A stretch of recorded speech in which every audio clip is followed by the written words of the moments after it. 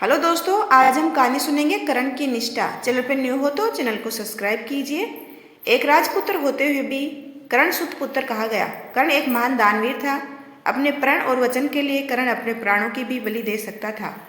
पांडवों की शिक्षा खत्म होने के बाद आयोजित रंगभूमि में आकर कर्ण अर्जुन को ललकारता है कि अगर वह संसार का सर्वश्रेष्ठ धनुर्धर है तो उसे मुकाबला करके सिद्ध करे।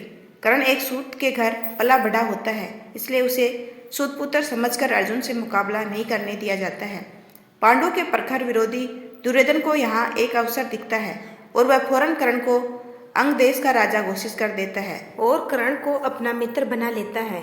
दुर्योधन के इस कृत्य से कर्ण के दुखते घावों पर मरहम लग जाता है, लेकिन समय सीमा खत्म होने के कारण रंगभूमि में कर्ण अर्जुन का मुकाबला टल जाता है। पांडवों और कौरवों के अंतिम निर्णायक युद्ध के पहले भगवान कृष्ण कर्ण को यह भेद बताते हैं कि तुम एक पांडव हो और कुंती के ज्येष्ठ पुत्र हो।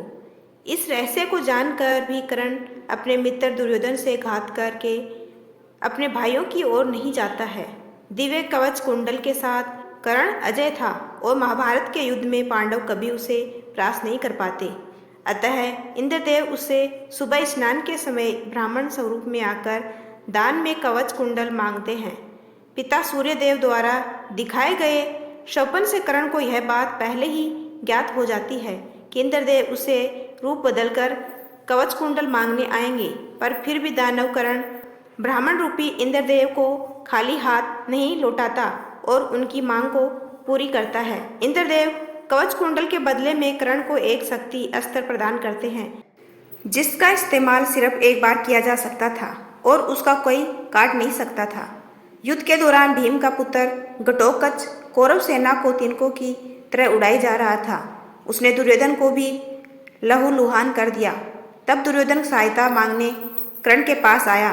कर्ण शक्ति अस्त्र सिर्फ अर्जुन पर इस्तेमाल करना चाहता था, पर मित्रता से विवश होकर उसने वह अस्त्र भीम पुत्र घटोत्कच पर चला दिया और उसका अंत कर दिया, और इस तरह अर्जुन सुरक्षित हो गया।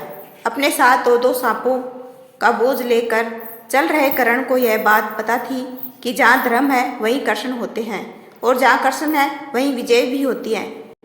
फिर भी उसने न दुर्योधन के एहसान भूलकर उससे घात किया और न ही अपनी दानवीरता से कभी पीछे हटा। सार, हो सके तो किसी के ऋणी मत बनो, और एक बार अगर किसी के ऋणी बन ही जाओ तो ऋण चुकाने में आनाकानी मत करो। अगर कोई कुछ मांगने आए तो उसे निराश नहीं करना चाहिए। जितना संभव होता है हो सके उसकी मदद करनी चाहिए। यदि आपको मेरा ये छोटा सा प्रयास अच्छा लगा हो तो चैनल को लाइक, शेयर एंड सब्सक्राइब कीजिए। आपका अपना कीमती समय देने के लिए दिल से धन्यवाद।